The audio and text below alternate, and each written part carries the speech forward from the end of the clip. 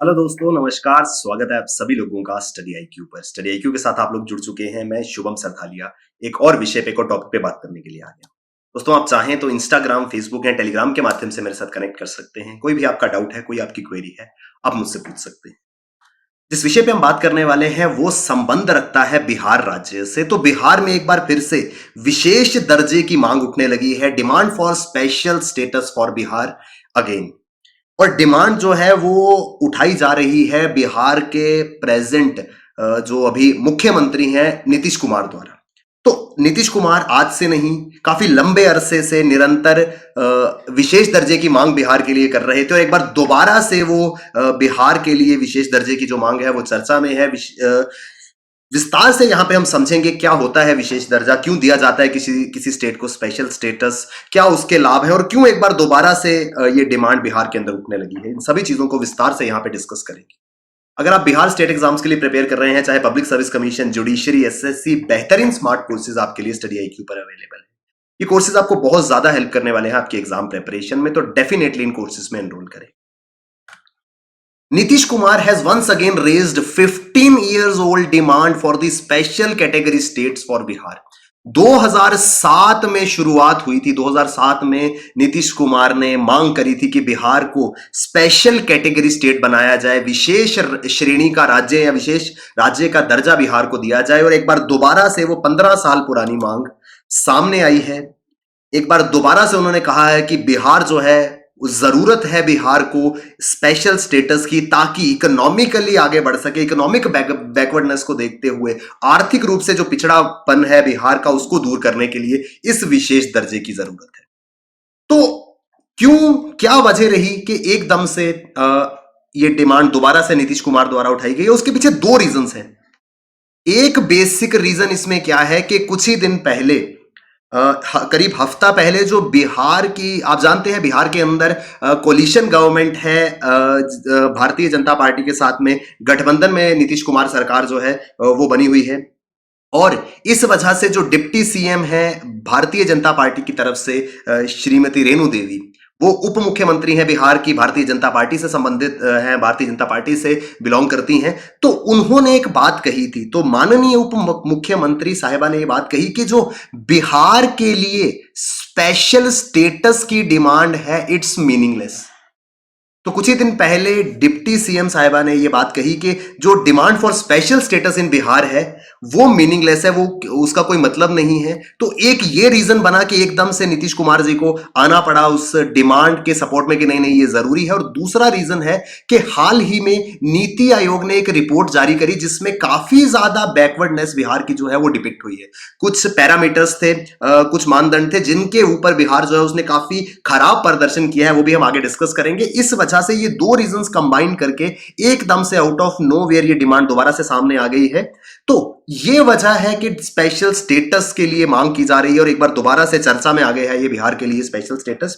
The chief minister said that his deputy Renu Devi, who had earlier described the demand as meaningless, had no detailed information on Bihar's claim. काफी बड़ी बात मुख्यमंत्री जी ने कही। उन्होंने कहा कि जो उप मुख्यमंत्री साहिबा कह रही हैं कि ये डिमांड जो है वो मीनिंगलेस है, इसका कोई भी अर्थ नहीं है, निरर्थक बताया उन्होंने इस मांग को। तो मुख्यमंत्री जी कह रहे हैं कि ये, इस बात का मतलब ये है कि उनको बिहार के बारे में जानकारी नहीं है। मुख्यमंत्री जी ने यह भी कहा कि जब मैं उनसे मिलूंगा तो मैं उनको विस्तार से समझाऊंगा कि क्यों बिहार के लिए विशेष दर्जे की हम लोग मांग कर रहे हैं। तो एक इंटरनल एक डिबेट जैसा बनता हुआ नजर आया। उप मुख्यमंत्री साहिबा कह रही है जरूरत नहीं है स्पेशल स्टेटस के लिए, उल्टा उन्होंने कह दिया कि मीनिंगलेस है। उस चीज को काउंटर करने के लिए एक बार फिर से सीएम साहब ने बोला कि नहीं नहीं ये जरूरी है।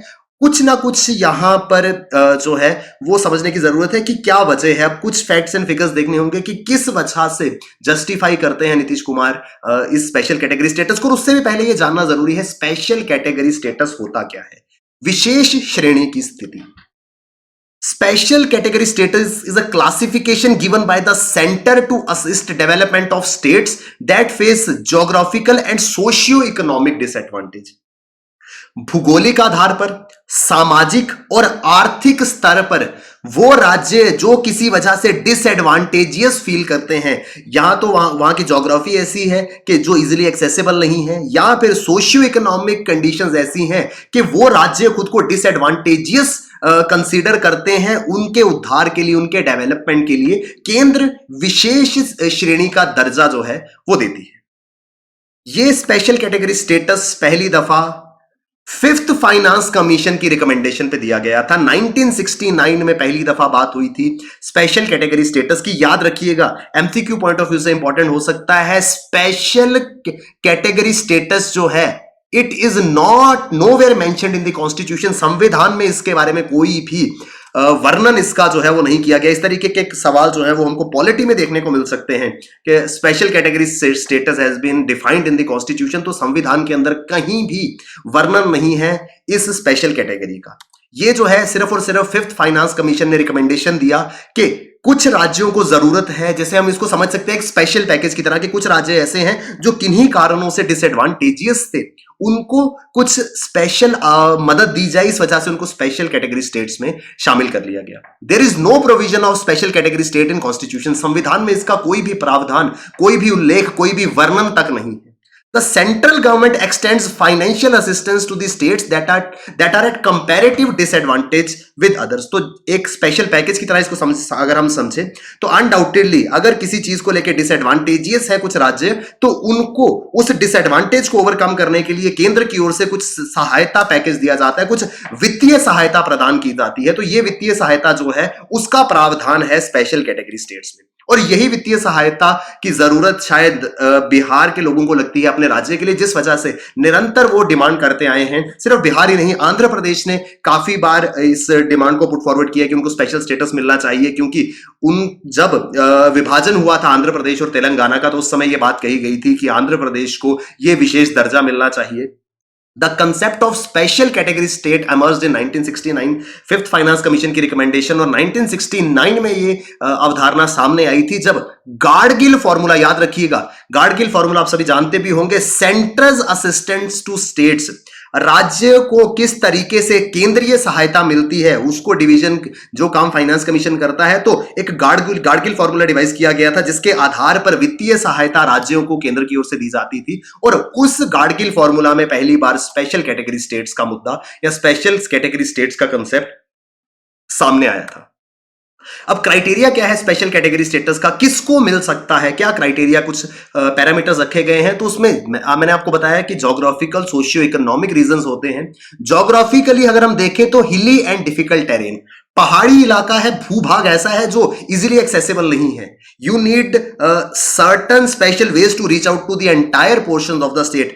हिली एरियाज हैं, पहाड़ी इलाके हैं, दुर्गम स्थान है, इजीली वहां पे पहुंचा नहीं जा सकता। लेकिन ऐसा नहीं है कि अगर टेरेन डिफिकल्ट है तो वहां पे लोग रहते नहीं है या वहां पे पॉपुलेशन नहीं है। तो ऐसे राज्यों को इस कैटेगरी में शामिल किया गया। दूसरा था लो पॉपुलेशन डेंसिटी और sizeable share of tribal population. यहां तो जनसंख्या घनत्व कम है, पॉपुलेशन डेंसिटी कम है कि बड़े एरिया में कम लोग रहते हैं, उस केस में स्पेशल स्टेटस दिया जाए। या फिर उस राज्य की आबादी जो है उसमें एक बड़ा हिस्सा जनजातीय समुदायों का है, ट्राइबल पॉपुलेशन अगर बहुत ज्यादा है, उनके उद्धार के लिए, उनके डेवलपमेंट के लिए स्पेशल कैटेगरी दी जा सकती है।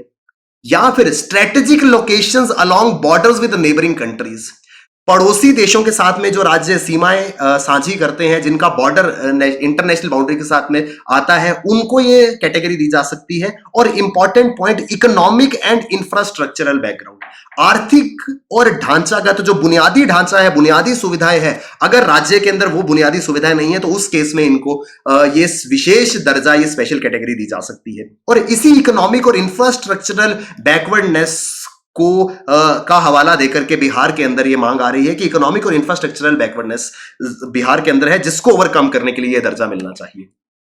The special category status introduced in 1969 allows preferential treatment in the form of central assistance and tax breaks to disadvantageous states।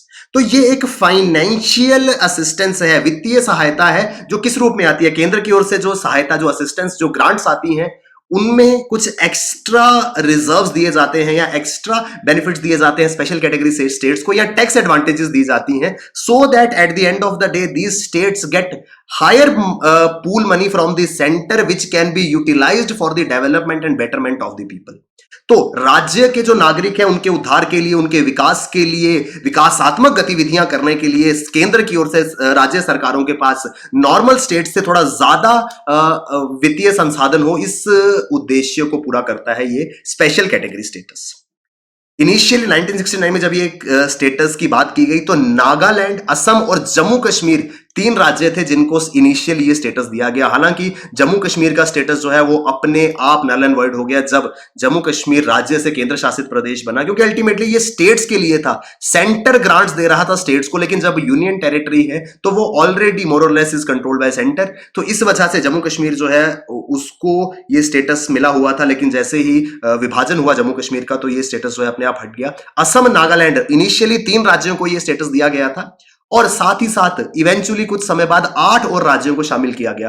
Arunachal Pradesh, Himachal Pradesh, Manipur, Meghalaya, Mizoram, Sikkim, Tripura and Uttarakhand. अब अगर इस पूरे के पूरे स्ट्रक्चर को देखें, इन स्टेट्स को देखें तो स्टेट्स कौन कौन सी हैं? Assam, Nagaland, north east, Arunachal, Manipur, Meghalaya, Mizoram, Sikkim, Tripura, again north eastern region, plus Uttarakhand, Jammu Kashmir, यानी कि entire north east plus 3 more states जहां पर हिली टेरेन है, उन 8 राज्यों को ये एडवांटेज दिया गया, या फिर ऐसा कह सकते हैं कि ये स्पेशल स्टेटस दिया गया। तो ये टोटल 11 स्टेट्स हैं जिनको ये कैटेगरी दी गई। 3 इनिशियली थी और 8 जो है वो बाद में ऐड की गई। इससे इंपॉर्टेंट चीज ये आती है कि जो क्राइटेरिया सेट किए गए हैं उसमें सबसे ज्यादा इंपॉर्टेंट शायद ज्योग्राफिकल एरियाज को दी गई। अब इसी चीज के ऊपर ये डिबेट जो है वो चल रही है कि बिहार को दिया जाना चाहिए कि नहीं दिया जाना चाहिए। Benefits under special category status, क्या क्या लाभ मिलते हैं अगर स्पेशल कैटेगरी स्टेटस मिल जाता है। सबसे इंपॉर्टेंट है, central government bears 90% of the state expenditure on centrally sponsored schemes. आपने सुना होगा सेंट्रल सेक्टर स्कीम और सेंट्रली स्पॉन्सर्ड स्कीम्स। तो सेंट्रली स्पॉन्सर्ड स्कीम्स कौन सी होती हैं? जिसमें किसी भी स्कीम को इंप्लीमेंट करने के लिए जो कॉस्ट है वो शेयर होती है सेंटर और स्टेट के बीच में। ये शेयरिंग जो है वो नॉर्मली 80-20 हो सकती है, 60-40 हो सकती है, लेकिन जिन स्टेट्स को ये स्पेशल स्टेटस मिला है उनको क्या लाभ मिलता है? कोई भी सेंट्रली स्पॉन्सर्ड स्कीम है उसमें रेशियो रहेगी 90:10। 90 जो है वो सेंटर गवर्नमेंट देगी, 10% जो है वो स्टेट को देना है, लेकिन वो 10% भी जो है is given as a loan to state at 0% interest rate. Example के तौर पर मान लीजिए किसी योजना में 10 करोड़ की लागत आएगी, 9 करोड़ रुपए केंद्र सरकार ने दे दिए, 1 करोड़ जो बचा वो देना है स्टेट को, लेकिन वो 1 करोड़ भी सेंटर गवर्नमेंट स्टेट को देगा as a loan on 0% interest rate. यानी कि सेंटर कहता है ये लो भैया तुम्हारे स्कीम का 10%, ये तुम अपनी तरफ से शेयर दे दो इस स्कीम को इंप्लीमेंट करने के लिए, ये 10% जो है तुम मुझे एज अ लोन वापस कर देना, लेकिन उस पर कोई भी इंटरेस्ट चार्ज नहीं होगा। अगर 1 करोड़ रुपया केंद्र दिया है तो वो 1 करोड़ ही स्टेट को वापस करना होगा। तो एक सबसे बड़ा एडवांटेज ये है कि सेंट्रली स्पॉन्सर्ड स्कीम्स की इंप्लीमेंटेशन बहुत ईजी हो जाती है। Preferential treatment in getting central funds, क्योंकि that's the very purpose of giving this special status. इसके तहत जब भी फाइनेंशियल असिस्टेंस दी जाएगी तो प्रेफरेंस दिया जाएगा कि नहीं इन स्टेट्स को थोड़ा कंपैरेटिवली ज्यादा दिया जाए। Concession on excise duty to attract industries in the state. अब अगर इकोनॉमिकली बैकवर्ड स्टेट है तो वहां पर इकोनॉमिक एक्टिविटी को बूस्ट करना है। इकोनॉमिक एक्टिविटी को बूस्ट करने का सबसे आसान तरीका है ज्यादा से ज्यादा इंडस्ट्रीज को सेटअप किया जाए, ज्यादा से ज्यादा औद्योगिक गतिविधियां हो। उस चीज को पूरा करते हुए इंडस्ट्रियल एक्टिविटीज को बढ़ावा देने के लिए एक्साइज ड्यूटी में कंसेशन दी जाती है, ताकि स्टेट्स जो हैं वो एक एक्स्ट्रा बेनिफिट इंडस्ट्रीज को दे सकें कि अगर आप हमारे राज्य में आकर के इंडस्ट्री सेट करते हैं तो आपको ये बेनिफिट, आपको ये लाभ मिलेगा और साथ ही साथ आपको एक्साइज में भी छूट दी जाएगी। तो ये भी एक एडवांटेज मिलता है स्पेशल कैटेगरी स्टेट्स को। 30% of the centre's gross budget also goes to special category state.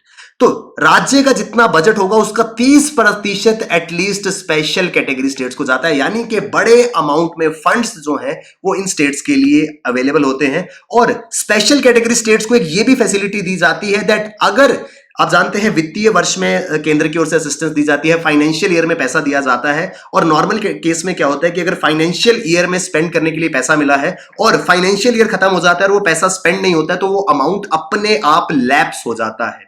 लेकिन स्पेशल कैटेगरी स्टेट्स में ऐसा नहीं होता है। अगर उनको एक बार केंद्र ने किसी काम के लिए पैसा दे दिया, इवन अगर फाइनेंशियल ईयर खत्म भी हो जाता है, तो जो अमाउंट बचा हुआ है वो लैप्स नहीं होगा, वो अगले साल में कैरी फॉरवर्ड हो जाएगा। नॉर्मल कैटेगरी में क्या होगा कि सरकार ने मान लीजिए 100 करोड़ की मदद दी जिसको एक फाइनेंशियल ईयर में स्टेट को यूज करना था, लेकिन उसमें से 30 करोड़ रुपीस स्पेंड नहीं हो पाए और फाइनेंशियल ईयर वित्तीय वर्ष खत्म हो गया, तो ये 30 करोड़ रुपए लैप्स हो जाएंगे, इसका इस्तेमाल नहीं हो पाएगा। लेकिन जो स्पेशल कैटेगरी स्टेट्स हैं उनके लिए ऐसा नहीं है, ये 30 करोड़ उनके नेक्स्ट फाइनेंशियल ईयर में कैरी फॉरवर्ड हो जाएंगे और नेक्स्ट फाइनेंशियल ईयर में उनकी असिस्टेंस 130 करोड़ रुपए हो जाएगी। तो इस तरीके के बहुत सारे लाभ दिए जाते हैं। तो पहला रीजन क्या था कि उप मुख्यमंत्री साहिबा ने मना कर दिया, बोला ये मीनिंगलेस है। दूसरा रीजन ये है कि कुछ लास्ट मंथ नीति आयोग ने multi dimensional poverty index report को पब्लिश किया। मल्टी डायमेंशनल यानी कि बहुआयामी गरीबी सूचकांक, जो बताता था कि क्या पॉवर्टी स्टेटस क्या है देश के राज्यों का, जिसमें बिहार जो है has rank the poorest state in India. Bihar सबसे गरीब राज्य जो है वो इस इंडेक्स में दिखाया गया है। Estimating that nearly 52% of its population does not have access to health, education and living standards. तो जो जीवन के लिए आवश्यक मानक हैं जैसे अच्छा स्वास्थ्य, अच्छी शिक्षा और अच्छा लिविंग स्टैंडर्ड, 52% लोगों के पास बिहार के अंदर वो नहीं है। Bihar's annual per capita income of rupees 50,735 is much lower than national figure of 1,34,432। यानी कि जो per capita income in on an average देश के अंदर है उससे 50% से भी कम, उसके आधे से भी कम इनकम है बिहार के अंदर। तो ये कुछ रीजंस हैं जिनका हवाला देकर के बिहार के अंदर मांग उठ रही है कि हमको विशेष दर्जा दिया जाना चाहिए। According to the report 51.91% of the population the highest in the country lives below poverty line. राज्य की 50% से अधिक आबादी यानी कि करीब करीब 52% आबादी ऐसी है जो गरीबी रेखा के नीचे रहती है, और देश में किसी भी राज्य में इतनी ज्यादा नहीं है, हाईएस्ट है बिहार के अंदर। तो ये कुछ रीजंस हैं जिनको इकोनॉमिक बैकवर्डनेस में काउंट किया जाता है, जिसके लिए डिमांड की जा रही है कि बिहार को विशेष दर्जा मिलना चाहिए। हालांकि ये ऐसा करना काफी ज्यादा अनलाइकली है, क्योंकि अगर बिहार को ये स्पेशल स्टेटस दिया जाता है तो उसके बाद नंबर ऑफ स्टेट्स है जिनकी ये सेम डिमांड है, तो अलग अलग राज्य ये मांग करना शुरू हो जाएंगे। Bihar is also doing badly in terms of school drop outs, mall nourishment, maternal health and infant mortality. यानी कि हर चीज में, अगर शिक्षा की बात करें, अगर स्वास्थ्य की बात करें या इन जनरल लिविंग स्टैंडर्ड की बात करें, तो परफॉर्मेंस बिहार की इतनी अच्छी नहीं है, या अगर हम कहें कि काफी खराब है। तो इस चीज को ध्यान में रखते हुए निरंतर ये मांग बिहार की तरफ से उठती रही है, जो एक बार फिर से चर्चा में है। उसके पीछे 2 मेजर रीजंस है, वो मैंने आपको बताए हैं। आई होप हमको ये पूरा का पूरा आर्टिकल समझ में आया होगा, क्यों आउट ऑफ नोवेयर एकदम से दोबारा से इतनी पुरानी डिमांड 2007 से जो मांग चली आ रही है वो एक बार दोबारा से मुख्यमंत्री जी ने बिहार के अंदर उठाई है। विस्तार से हमने इस विषय में चर्चा की। अगर आप बिहार स्टेट एग्जाम्स के लिए प्रिपेयर कर रहे हैं, आपको बेहतरीन कोर्सेज स्टडी IQ पर मिलेंगे, और स्टडी IQ के सभी कोर्सेज में 1 जनवरी से प्राइस हाइक होने वाला है, तो प्राइस हाइक से पहले पहले डेफिनेटली इन कोर्सेज में एनरोल करें। Thank you very much, all the best, keep working hard, bye bye, take care, Jai Hind.